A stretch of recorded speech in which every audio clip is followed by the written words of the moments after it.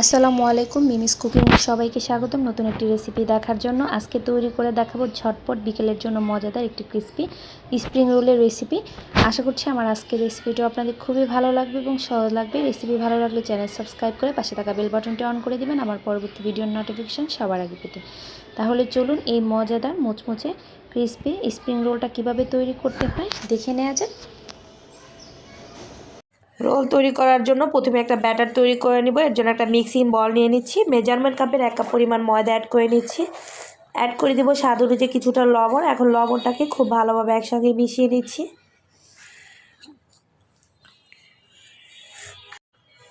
তো মিশ্রণ মেশানো হয়ে গেলে অ্যাড করে দিব 1 টেবিল চামচ পরিমাণ সয়াবিন তেল আর নর্মাল পানি দিয়ে আমি ব্যাটারটা গুলে নিব।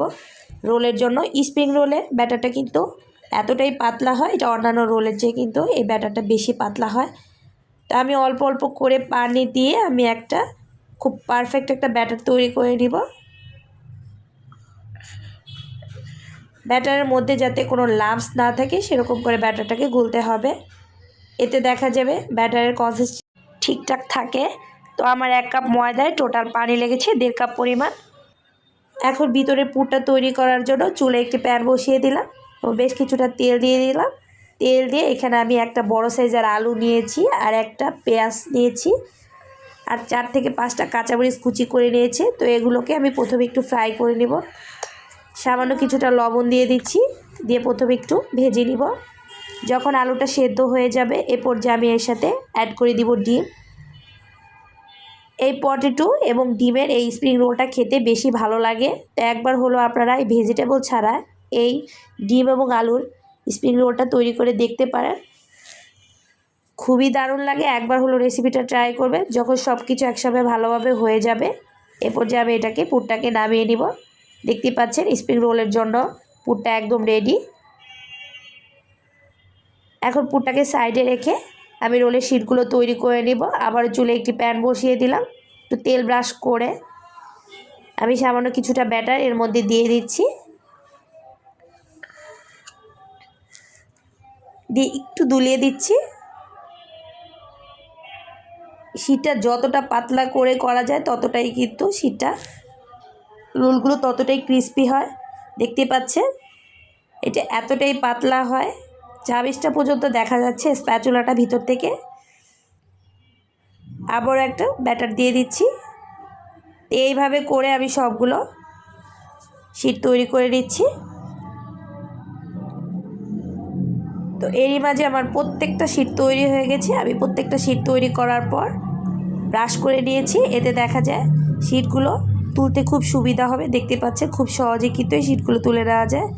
এখন কাছ থেকে দেখাচ্ছে এগুলো কতটা সফট হয়েছে এবং পাতলা কতটা হয়েছে, তো সেটা আপনারা দেখে বুঝতে পারছেন।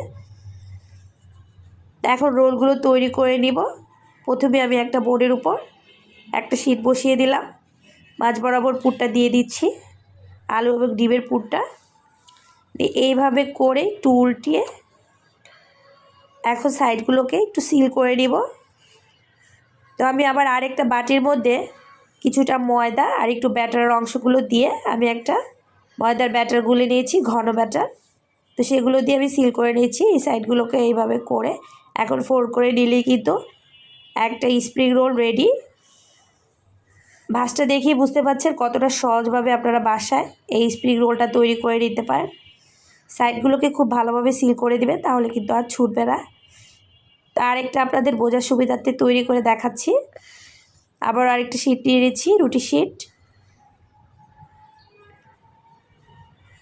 এরকম সাইড দিয়ে পুর দিয়ে দিচ্ছে, আবার এটাকে উল্টিয়ে দিব। এটা ভাঁজটা খুবই সহজ, আপনারা খুব ইজিলি তৈরি করে নিতে পারেন। আবার এই সাইডগুলোকে এরকম করে চাপ দিয়ে একটু সিল করে নিচ্ছি। এখন ফোল্ড করে নিলেই তৈরি হয়ে যাবে আরেকটা রোল। এভাবে করে আমি সবগুলো স্প্রিং রোল তৈরি করে নিচ্ছি। তো এরই মাঝে আমার স্প্রিং রোলগুলো তৈরি হয়ে গেছে।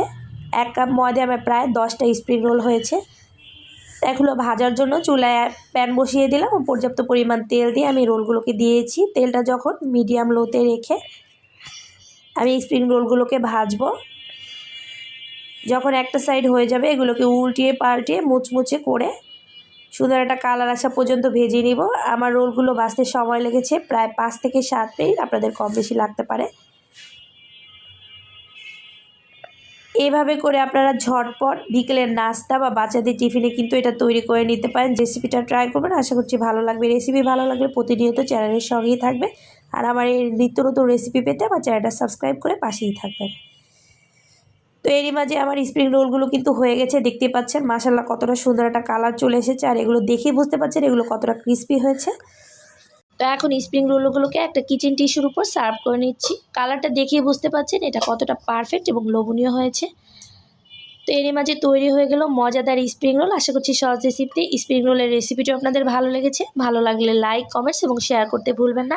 রেসিপি রিলেটেড কোনো প্রশ্ন থাকলে অবশ্যই কমেন্ট সেকশনে কমেন্টস করে জানাবেন। আমার রেসিপিগুলো যদি বাসায় ট্রাই করেন আমার সাথে পিকচার শেয়ার করতে পারেন আমার ফেসবুক পেজ, ইনস্টাগ্রামে। এখন একটা স্প্রিং রোল ভেঙে দেখাচ্ছি, এটা কতটা মুচমুচে এবং ক্রিস্পি হয়েছে দেখতেই পাচ্ছেন। তো এরকম নিত্য নতুন রেসিপি পেতে প্রতিনিয়ত চ্যানেলের সঙ্গেই থাকবেন। আজকে এখানেই বিদায় নিলাম, সবাই খুব বেশি ভালো থাকবেন। আবারও কোনো নতুন রেসিপিতে দেখা হবে। আল্লাহ হাফেজ।